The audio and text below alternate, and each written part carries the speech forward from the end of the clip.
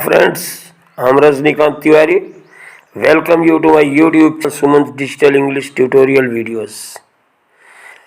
Dear friends, today I'm going to upload questions and answers for the first period from NCERT zone.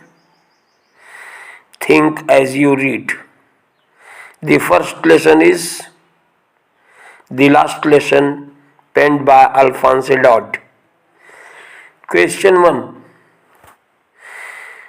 What was French expected to be prepared with for school that day?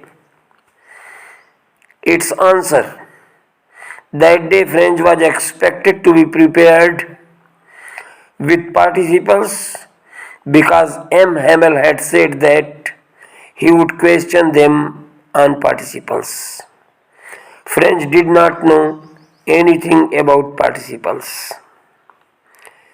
Question 2. What did French notice that was unusual about school that day? Dear guys, its answer. Usually when the school began, there was a great bustle which could be heard out in the street. But it was all every still that day. Everything was as quiet as Sunday morning. There was no opening or closing of the desks. His classmates were already in their places. The teacher's great ruler, instead of rapping on the table, was under M. Hamel's arm. Question 3. What had been put up on the bulletin board? Dear guys, its answer. For the last 2 years, all the bad news had come from the bulletin board. An order had come from Berlin to teach only German in the school of Alsace and Lorraine. The Germans had put up this notice on the bulletin board.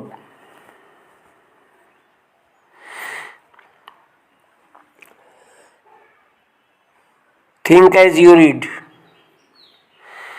What changes did the order from Berlin cause school that day? Dear guys, its answer. M. Hamel had put on his best dress, his beautiful green coat, his frilled shirt, and little black silk cap, all embroidered. The whole school seemed so strange and solemn. On the back benches that were always empty, the elderly village people were sitting quietly like the kids. Question 2. How did French's feelings about M. Hamel and about school change? Dear guys, its answer. French came to know that it was the last lesson in the French that M. Hamel would give them. From the next day, they will be taught only German. Then he felt sorry for not learning his lessons properly. His books, which seemed a nuisance and a burden earlier, were now old friends. His feelings about M. Hamel also changed. He forgot all about his ruler and how cranky he was. Dear guys, now understanding the text. Question 1. in this story suddenly realize how precious their language is to them. What shows you this? Why does this happen? Dear guys, its answer. M. Hamel told the students that villagers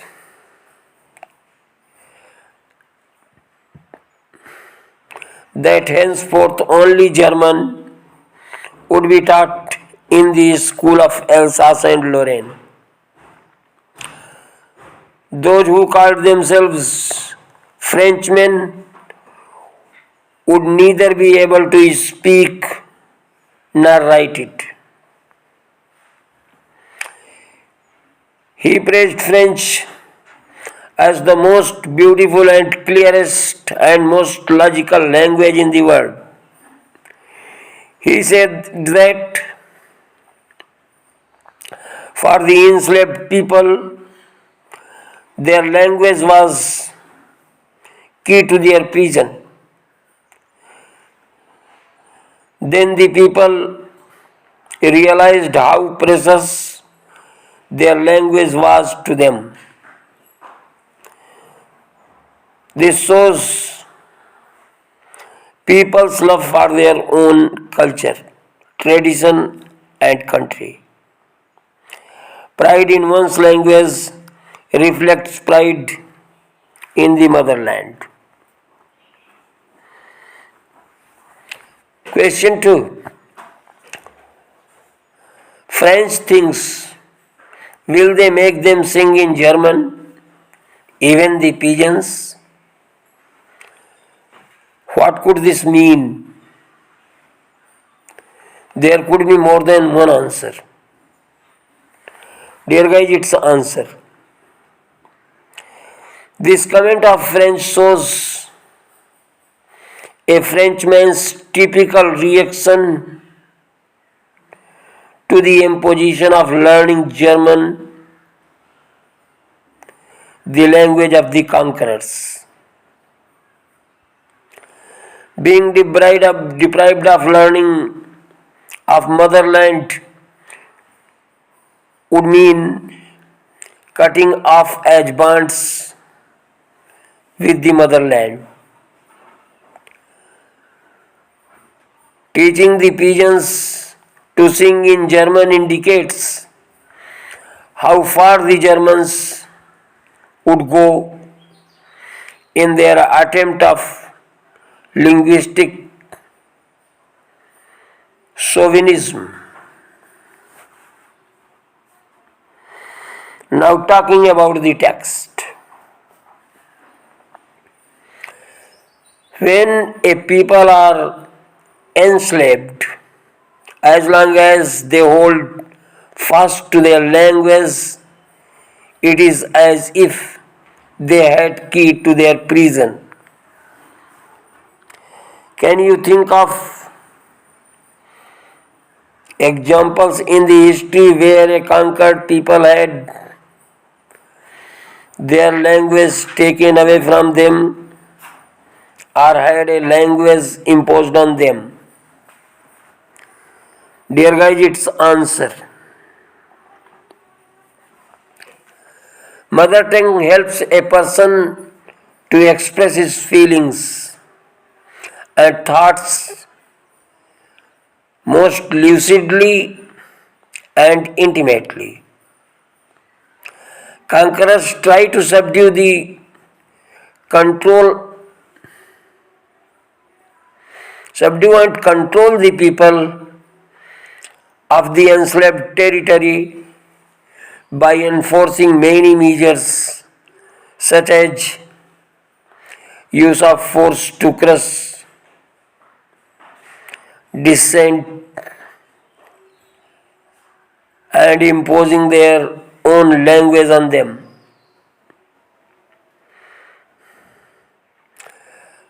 From time immemorial, the Victorian nations have imposed their own language on the conquered people and taken away their own language from them. The Romans conquered many parts of Europe and replaced the local language by their own language. Latin later on Spanish, Portuguese, Italian, and French developed from Latin. The Muslim invaders imposed Arabic and Persian in the countries of Asia, overpowered by them. In many Arab countries, the local religion and language have disappeared in India. A new language, Urdu, developed from the mixture of Persian and Hindi. Question 2. What happens to a linguistic minority in a state? What do you think they can keep their language alive? For example, Punjabis in Bangalore, Tamilians in Mumbai, Kannadiyas in Delhi, Gujaratis in Kolkata. Its answer: the linguistic minority in any state is easily marked and faces the same discrimination as the religious, social, or ethnic minorities. There is, however, a pronounced difference in the treatment meted out and the level of acceptance displayed by the majority community in that region or city. Some cities like Delhi, Mumbai are cosmopolitan in outlook. The linguistic minority tries to preserve the identity through an intimate contact, interaction, and preservation of their language in social get-togethers, family functions, and festivals of their own region. Adherence to social custom and tradition in the family, gathering groups, meetings of women also promote the unity between members of the linguistic minority. In short, they create a mini Punjabi in Bangalore, mini Chennai in Mumbai, mini Bangalore in Delhi, mini Surat in Kolkata. Question 3. Is it possible to carry pride in one's language too far? Do you know what linguistic chauvinism mean? Answer. Linguistic chauvinism means aggressive and unreasonable belief that your own language is better than the others. This shows an excessive or prejudiced support for one's own language. Sometimes pride in the one's own language goes too far, and the linguistic enthusiasts can be easily identified by their extreme zeal for the preservation and spread of their language. In their enthusiasm, love, and support for their own language, they tend to forget that other languages too have their own merits, long history of arts, culture, and tradition, literature behind them. Instead of bringing unity and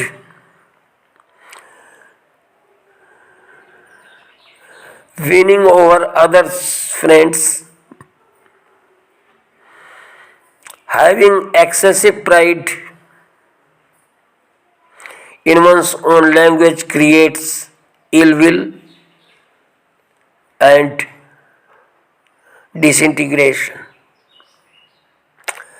The stiff resistance to the acceptance of Hindi as national language by the southern states of India is a direct outcome of the fear of being dominated by Hindi enthusiasts. The result is that One India remains only a slogan. Dear guys, it was all for today. Hope you must have liked it. If you have liked it, please do press the like button and subscribe my channel, and don't forget to press the bell icon in order to get the notifications of the upcoming videos at the soonest. Bye.